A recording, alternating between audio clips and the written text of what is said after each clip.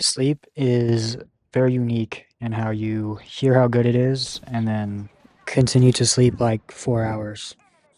And not that that's going to change with this video, but what I do want to do is just give an overview on how exactly you can maximize your sleep. Sleep is mainly broken down into two processes. The first one is nicknamed sleep pressure, and the other one is called circadian rhythm, which you've probably heard before.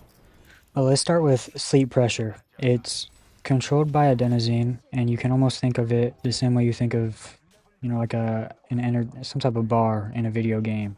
But the more that it fills up, the less things that you're actually able to do, like study or exercise or whatever else. So if there's ever a time where you feel like you physically cannot stay awake any longer when you're studying late, it's probably this. Sleep is also the only thing that can bring your adenosine down. So just keep that in mind. That'll, help you understand the rest of this video. For circadian rhythm, you've definitely heard it before, but it's a cycle that your body goes through daily, and it's controlled by something else you've heard before called melatonin. And this one does get a lot more complicated, but in simple terms, the melatonin tells your body to cool down, and your body temperature needs to drop or else you won't fall asleep. And your melatonin levels are controlled by light, like sunlight. I don't even know if this will help because this is so complicated of an analogy. Like you could imagine HVAC workers having an appointment at a certain time of day, and once it hits that time of day, they come out to fix an AC machine, and that helps cool your body down, aka like a house. That is how your sleep is controlled, but now I'm going to get into some ways you can kind of aid these processes.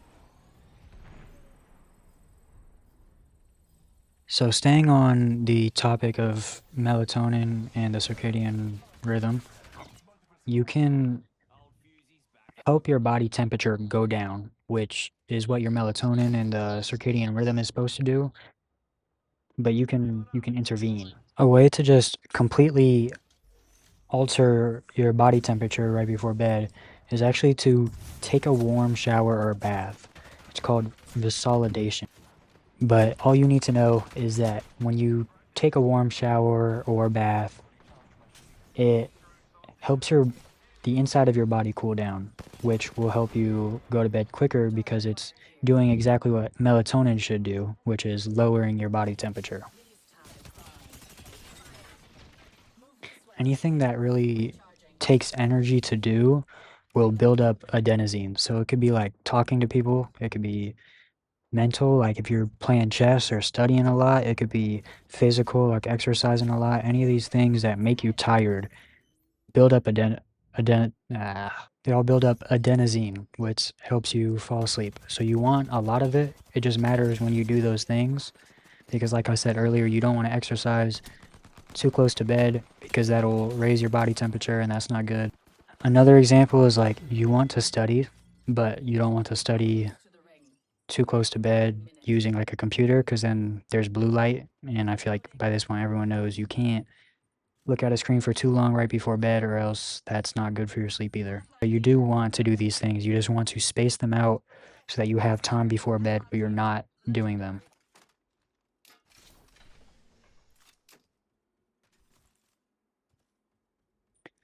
For the almost like a mini category, but our third point is what they do say you should do before bed. If you get all of your exercise done earlier in the day and you do all of your studying or, you work an office job, all of your like computer work done earlier in the day, that would, at least in a sleep maximizing schedule, leave you with a couple hours later in the day solely to do things that don't raise your body temperature, where you're also not looking too much at any screens. So, for example, like chores or reading or drawing, anything that's like low effort, low intensity, those are great for right before bed.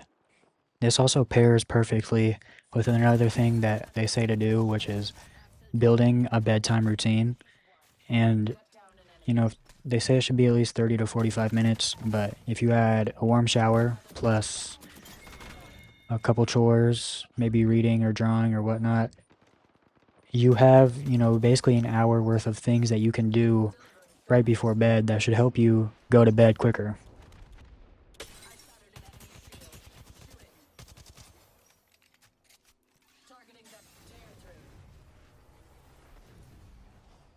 To summarize all the information I've given today, what you should be doing is not exercising, not looking at screens, not eating, not doing anything to raise your body temperature right before you go to bed. But 2 hours, maybe 1 hour before bed is when you should leave time for any low intensity non-screen activities. And so yeah, in simple terms, that is how you maximize your sleep. There is obviously science behind this that you can look into. I feel like this is, for the large majority of people, more information than you're going to be able to use in a realistic average lifestyle. So that's all I have for this video. I hope you enjoyed. I'm going to aim to get another video out by this Friday. We'll see if I can achieve that goal. And I think I'm going to make it on interior design, which is what I said last time. But I feel like it's simple and fun, and people would like to hear about it. I'm still not exactly sure how exactly I want to edit these videos, but I'm still figuring it out. For this one, I think I'm going to do a little bit more like self-made stuff on screen. I don't know if that's going to stay. So this is me after editing. I just want to say that this is not at all what I had in mind when I said putting stuff on the screen. But to be honest, I'm still figuring out what I want to do. Like, the script wasn't there for this video. This whole idea was like rushed. The whole idea for this video was rushed. And so, every time I make a video, I learn. Next time, I think I have a better plan. And so maybe the video will come together better. But for this one, the editing is just more like funny practice for the next time. Also, if there's any suggestions for what I'm going to cover for the video, or what you want to see as games in the background, or what you want to see on screen regarding the concept that I'm covering, whatever it is, suggestions wise, feel free to leave that in the comments. I'd much rather do what people watching want to see rather than what I want to see, because I like making them. They're not really for me to watch over and over again myself. But with that being said, that's the end of this video, and I appreciate you watching.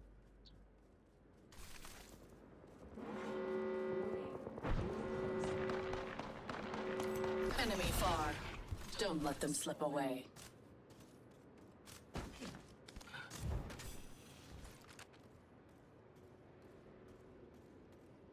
Enemy in the distance.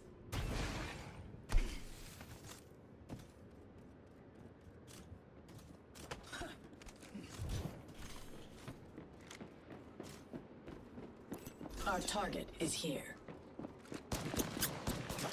These ties bind. Time to cross them. I've sighted an enemy's shield. Competitor down. Ciao, ciao.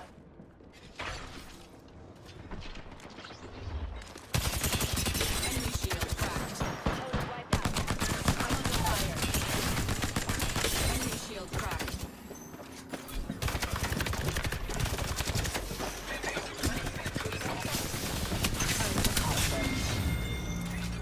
We routed that squad. Hardly challenge. Take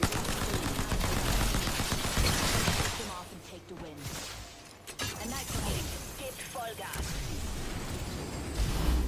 Shields are depleted. Recharging.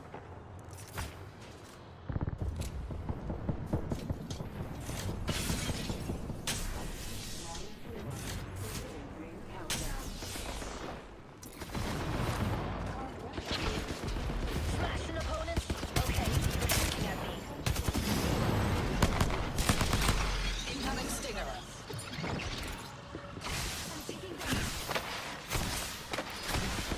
Let's risk the tear to give us an edge.